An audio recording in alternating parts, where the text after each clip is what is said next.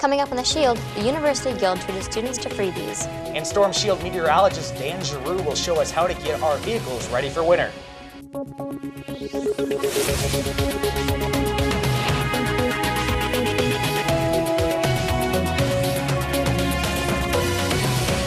A Valpo faculty member was honored for her innovation. I'm Katie Blaze. And I'm Colin Terrell. That story is first here on The Shield. Dean Janet Brown of the College of Nursing was inducted into the Northwest Indiana Society of Innovators on October 20th.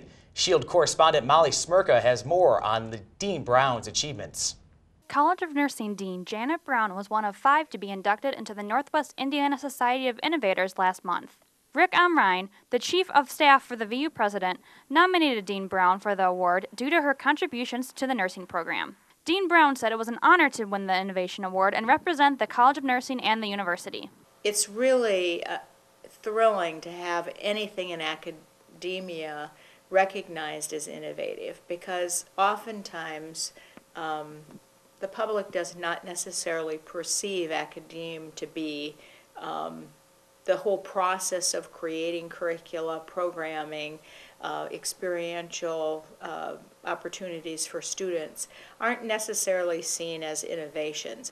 The nomination process allowed Dean Brown to be reflective on all of the innovation she's helped create here at the College of Nursing, including this classroom, which is one of 2 new simulation labs. We also created a simulation laboratory that was at the time and continues to remain very, very state-of-the-art. We started out with getting rid of all of our old equipment and starting to replace that with computerized mannequins. Besides the simulation lab and her 12 years as dean, Dean Brown has overseen a curriculum change, promoted research opportunities for students, created a doctoral program, and broadened the study abroad opportunities for students. Dean Brown sees the award as a way to move forward and feel a sense of satisfaction. That is really worthwhile, and that, yeah, we're really doing pretty good work here. So that's been quite fun. For The Shield, I'm Molly Smirka. Dean Brown has also been awarded with the Caterpillar Award for Excellence in 1999, was a finalist in 2006 for the Nursing Spectrum Excellence Award in Teaching, and is currently a member of the Porter County Hospital Board of Trustees. The question is being asked, does Valparaiso University need to start new traditions or possibly put life into old traditions? Senior marketing major Dane Kallstrom is facilitating focus group meetings with the goal of establishing, reinventing, and reintroducing previous traditions to Valpo's campus. Kallstrom shared what tradition means to him personally. I think tradition means to me something that you can see over the years that is of interest and pride about the school to all the students there. It's something that should last from generation to generation, that if a student comes back to a university and talks to an alumni from 50 years ago, you should be able to talk about the exact same tradition. Stephanie Truchon, a junior English major, talked about lessening the gap between organizations. As far as new traditions are concerned, we're talking a lot about doing things, combining different organizations in order to sort of limit the ton of little events that we have going on right now and bringing it back to these big events that involve the entire campus. Junior nursing major Kathy Wingstrom brought up an old Valpo tradition that she would like to see brought back to life. They used to do a huge bonfire it was a competition between the seniors and the freshmen, and what the freshmen would do would be during 1 week, all week, the freshmen would get firewood and bring it all together, and then also during that week, the seniors would try and tear it down, and then at the end of the week, everyone would come and we'd light the bonfire up, and everyone would just have a great time and be there and see it. And Greg Riccio, a senior civil engineering major, discussed his favorite Valpo tradition. On old campus, for kissing the dog grave, say like before finals, just kind of superstitious as far as trying to get a good grade on final and just go and kiss the dog grave. Kallstrom says there is no set date for these and other traditions to be implemented. He hopes that after presenting information to Valpo's Board of Directors, these new, old, and revised traditions will make their way onto Valparaiso University's campus. Students were able to enjoy some freebies thanks to the University Guild this past week. The Valparaiso University Guild is known for supporting Valpo students and enhancing their college experience. Providing grants to student organizations and giving scholarships to students are just 2 of the things the Guild does for our students and our university. This past week, Guild member Nicole Seawin spent chapel break letting students know about the Guild.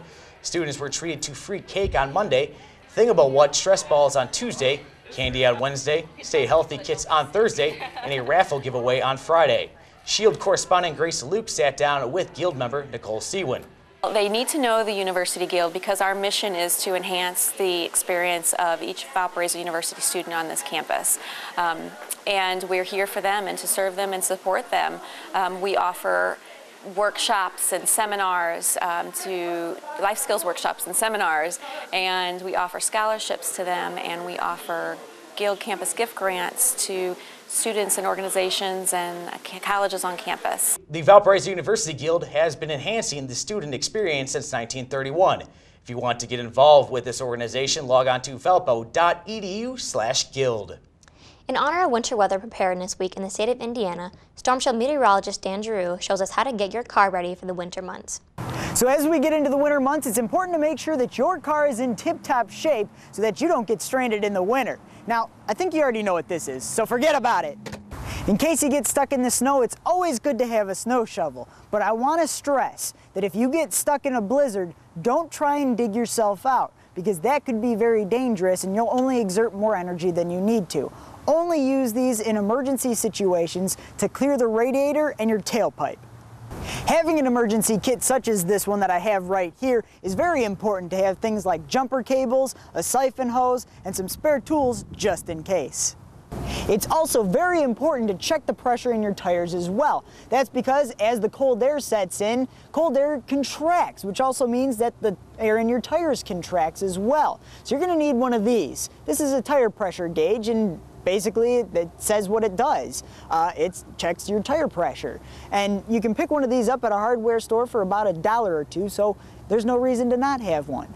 You want to make sure that your radiator has enough antifreeze in it for a couple of reasons. One, you don't want your engine to seize in the winter months, but two, it also helps your heater on the inside stay warm as well. Making sure your car has enough windshield washer fluid for the winter months is important as well.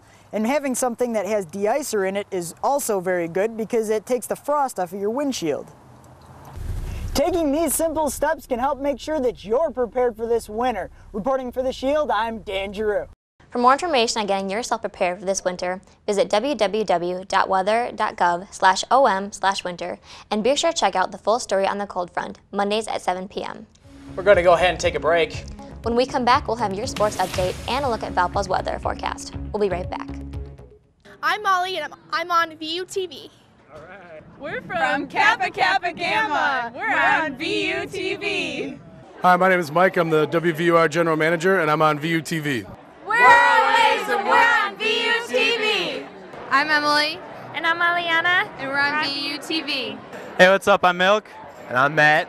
We're on VUTV. I'm Helen Dollin. I'm on VUTV. Hi. Hi. My name's Claire. My name's Sarah. And we're on VUTV. We're Kappa Delta and we're on VUTV. I'm Rachel and I'm on VUTV. Hi, I'm Matthias. I'm Hillary. And I'm Philip. And we're on VUTV. I'm Tom and I'm on VUTV. I'm Amanda and I'm on VUTV. Hey, I'm Ted and I'm on VUTV. We're Valparaiso Ultimate and we're on VUTV. We're UPC and we're on VUTV. We're the Torch and we're on VUTV. We're Delta Sigma Pi and we're on VUTV. Woo! We're Student Senate and we're on VUTV. We're Boobox and we're on VUTV. We're Alliance and we're on VUTV. We're the Crusader Pep Band and we're on VUTV. We're Mesa and we're on VUTV. We're Handles and we're on VUTV. Hello, I'm Kathleen and I am with Housing Opportunities and I am on VUTV. Hi, we're the Lutheran Deaconess Association and we're on VUTV. We are Greek University and we're on VUTV. I'm ROTC and I'm on VUTV. I'm Zach Clark and I'm on VUTV. We're Sigma Phi Epsilon and we're on VUTV.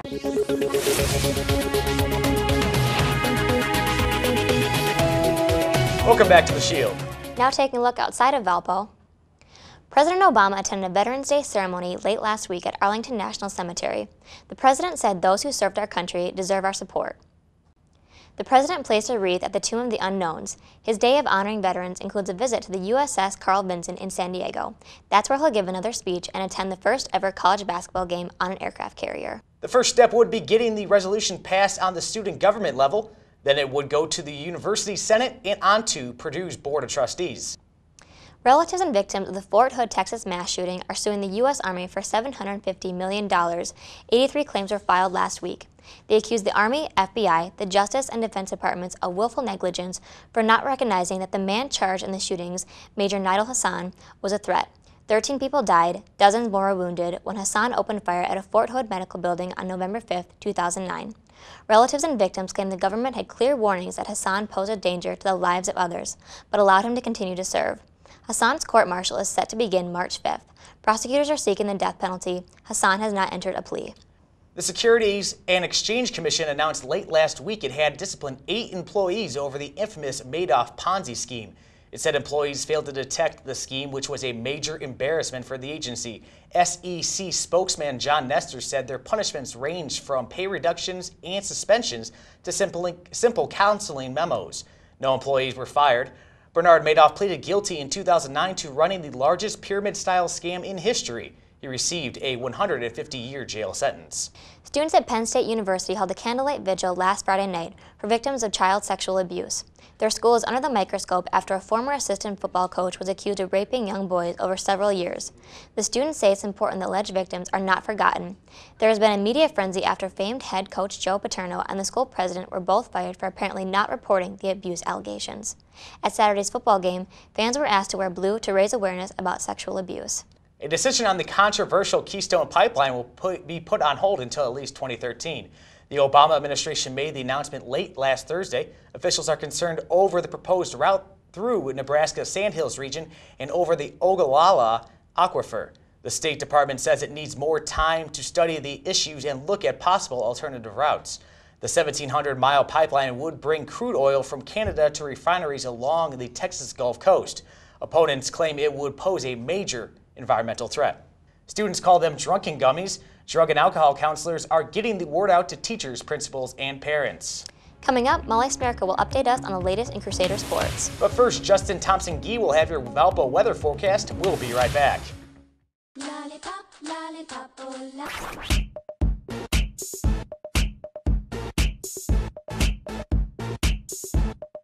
We say what we want Thursday nights at 7 p.m. only on VUTV. Welcome back to The Shield. I'm Katie Blaze. You may think snow and wintry weather in Alaska is something the locals are used to, but forecasters say last week's storm may have broken records. Some areas of the state are seeing 100-mile-per-hour winds and blizzard conditions. Coastal flooding is also a concern as the high winds persist. Sea levels were expected to rise several feet above normal Wednesday. Storm Shield meteorologist Justin Thompson-Gee now joins us. So, Justin, what can we expect for our last week of school before Thanksgiving break? Well, before Thanksgiving break, we'll deal with a slight cool down, and then temperatures will warm up over the weekend. And then by the time we get to good old Turkey Day, we should be dealing with more than average temperatures. Last year at this time for Thanksgiving, we were dealing with temperatures right around the freezing mark. So it's a great improvement this year from those last year's temperatures being right around normal. And as we move into the future cast here, as you can see, we're dealing with some cloudy skies today that we've dealt with all day. So a few showers here and there, but tomorrow things should clear up nicely.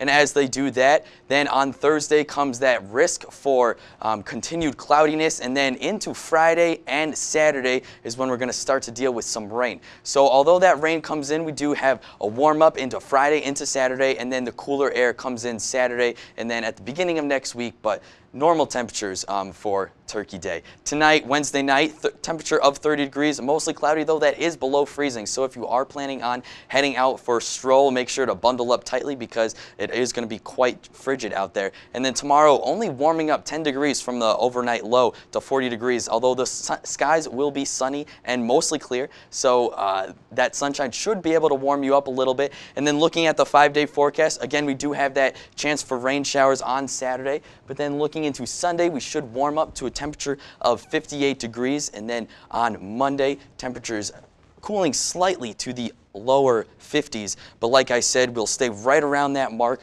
for Thanksgiving Day, and the average temperature for this time of year is around 49. So we should be great weather here in Valparaiso for good old Thanksgiving. All right. Thanks, Justin. Now I turn over to Molly Smirka, who joins us from the sports desk. Molly? The men's basketball team bounced back from last week's loss at Arizona and defeated Georgia Southern on Friday night, 90-81. Ryan Brokoff had a double-double of 22 points, 13 rebounds, and 1 block as the win gave Bryce Drew his first win as head coach. Monday night, the Crusaders had their first home game of the season, hosting NAIA Holy Cross. Valpo jumped out to an early 16-6 lead early in the first half and never trailed in the contest. The Crusaders led by 27 points at halftime, 43-16. To start the second half, Valpo went on an 8-0 run, and Valpo wins easily, 88-38. The 38 points are the fewest number of points allowed since 1984, when the Crusaders held Green Bay to 33 points. Richie Edwards had 17 of his 25 points in the second half, while Kevin Van Vyk had a double-double with 18 points and 10 rebounds, while Jay Harris had 10 points in the win. Valpo kept Holy Cross to only 23% shooting, while Valpo made 60%. Valpo's bench also had a big night, contributing 46 of the team's points. The Crusaders host a sub-regional for the 2K Sports Classic benefiting Coaches vs. Cancer this weekend. Games continue on Friday. Teams participating this weekend along with Valpo are Duquesne, the University of the District of Columbia, Akron, and IU Kokomo. The women's basketball team had their season opener on Saturday against Southern Illinois Edwardsville. The Crusaders found themselves trailing by 8 points with 3 minutes left to play, but scored 5 straight points to be within 3 with 1:06 left. Mallory Ladd hit a 3-pointer at the end of regulation to tie the game at 58 apiece and force overtime. The Cougars never trailed in overtime and scored with 1:51 left to take a 3-point lead. Tabitha Gerardo missed a 3-pointer to tie, and a turnover by Ashley Varner with 9 seconds to go gave SIU a 67-64 victory. Shakira Scott led the Crusaders with 18 points, and Valpo was only 2 for 10 from 3-point range and went to the line 25 times, making 20. The Cougars had 13 steals and were led by Melina Duncan with 16 points. Valpo's next game is Sunday at the Arc when they host Rice. The men's soccer team hosted the Horizon League soccer tournament over the weekend, facing 6th-seeded Loyola in a semifinal matchup. The Crusaders dominated both halves of the game, outshooting Loyola 18-3, but the game had to go to 3 overtime periods. One shot by Guy Shabte was close in the 108th minute, but was saved by Flames keeper Peter Micone and to force penalty kicks. Valpo missed their first 2 penalty kicks, and Loyola's Tanner Nebbia scored in the 8th round to put the Ramblers up 5-4. Brendan Roth's shot was stopped by McCown, ending the Crusaders' season at 5 in a 5-4 loss in penalty kicks. Even with the loss, Crusader goalkeeper Kyle Zobek earned his 11th shutout of the season. The Crusaders finished with a 9-6-5 record and 5-1-2 in conference play. The volleyball team had their last home match of the season as they hosted first-place Milwaukee on senior night. Milwaukee would take a 20-17 lead in the first set after a Rachel Newberger kill, and the Panthers would go on a 5-2 run to take set 1, 25-19, after another Newberger kill. Set 2 saw the Crusaders take a 17-15 lead on a Katie Britton kill, who led the Crusaders with 14. The Panthers would answer back and tie the game at 18, and an attack area by Elizabeth Eggerer would tie the game again at 24, and Milwaukee scored the next 2 points to take set 2, 26-24. In set 3, a kill by Janelle Hobbs would put the Crusaders up 12-7 and extended their lead to 21-17 after a block by Hobbs. With Valpo leading 22-20, the Crusaders would roll off 3 straight points capped by a Mary Dent kill to give the Crusaders set 3, 25-20. The Crusaders had 54 total kills on the night, and Valpo took a 15-9 lead in set 4 after another Hobbs kill that was blocked by Milwaukee out of bounds. The Panthers would respond and go on a 6-1 run to pull within 1, but the Crusaders went on a 6-1 run of their own to take a 23-16 lead on a Hobbs kill. Milwaukee ended the game on a 9-1 run on an Elizabeth Eggerer block to give Milwaukee set 4, 26-24, and the game 3-1. The loss put the Crusaders at 7-9 in conference play, as they are being the 4th seed going into this weekend's Horizon League tournament. They will play the first quarterfinal match on Friday against the 5th-seeded UIC. The Crusaders swept UIC in both of their regular season meetings. And it was senior day for the football team on Saturday as they tried to break their 29-game losing streak by hosting Campbell. Campbell scored a touchdown in the first quarter, but the Crusaders responded and got 2 touchdowns in the second. Their first touchdown came from a Gabe Ali El 22-yard run in the end zone, and that took a 7-3 lead for the Crusaders. With 44 seconds to go, Eric Hoffman finds Sean McCarty for the 14-yard pass and took a 13-10 lead going into halftime. Valpo got the ball to start the second half, and after a 71-yard drive, Tanner Kermata scored on a 3-yard pass from Hoffman. The Crusaders found themselves up 19-10. Campbell responded and went on a 96-yard scoring drive with a Carl Smith 3-yard run to pull within 2 at 19-17. Smith had another 56-yard touchdown run to put the Camels up 24-19 in the third quarter. The fourth quarter saw Tim Bennett catch this pass from Hoffman, and Valpo goes for 2 to take a 27-24 lead. Campbell would add another touchdown to retake the lead at 31-27 with 6 minutes to go. The Crusaders took possession and marched down the field, and Hoffman connected with Ali L for a second touchdown of the game to put the Crusaders back up 31-34. Campbell's drive started at their own 36, and after 2 straight penalties, the Camels had a 1st and 40 at their own 18. Valpo's defense stepped up and forced a 4th and 26, giving the Crusaders a 34-31 victory. And it was Valpo's first win since 2009 and first home win since October 11, 2008. Eric Hoffman was 30 for 40 with passing, threw 1 interception, and threw 4 touchdowns. Gabe Aliel had 2 touchdowns and rushed for 69 yards and had 90 yards receiving. Valpo was also 2 for 2 on 4th downs, but were outgained 427 to 399 in all-purpose yards. And the bowling team won their home tournament over the weekend at the Crusader Classic. It's their 2nd consecutive tournament win of the season after winning the Greater Ozark Invitation last month. Valpo defeated number 5 Nebraska in the championship match, winning 4-1. The team is currently ranked 18th in the country and will travel to the Hawk Classic in Millsboro, Delaware this weekend. And that's all from the Valpo Sports Desk. Back to you, Katie. Thanks, Molly, and that's the news for now. I'm Katie Blaze. And to watch on-demand VUTV programming, visit youtube.com/ValpoVUTV. For all of us here at VUTV, I'm Colin Terrell. Thanks for watching.